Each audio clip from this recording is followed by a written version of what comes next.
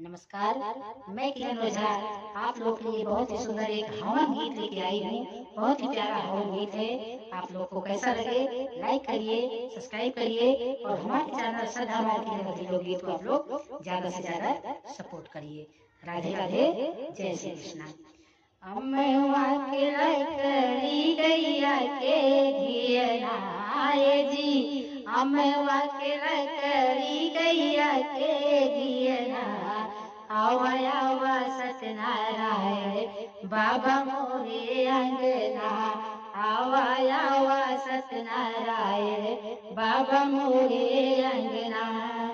रामा भी आए संग सीता भी आई, रामा भी आए संग सीता भी आई, गोदी में आए लव कुश ललनाए जी, गोदी में आए लव कुश ललना, आवा आवा सत्यनारायण बाबा मोरे अंगना, आवा आवा सत्यनारायण बाबा मोरे अंगना।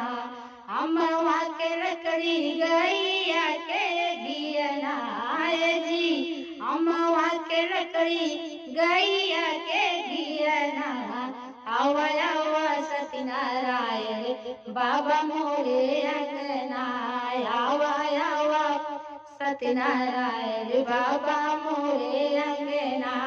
शंकर जी आए संग गौरा भी आई, शंकर भी आए संग गौरा भी आई, गोदी में आए गणपति ललनाए जी, गोदी में आए गणपति ललना, आवा आवा सत्यनारायण बाबा मोरे अंगना, आवा आवा सत्यनारायण बाबा मोरे अंगना।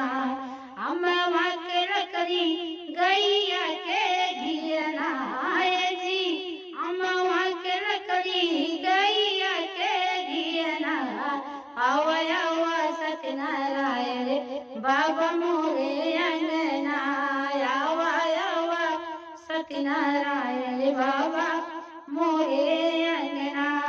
राधे राधे, जय श्री कृष्णा। सत्यनारायण भगवान की जय।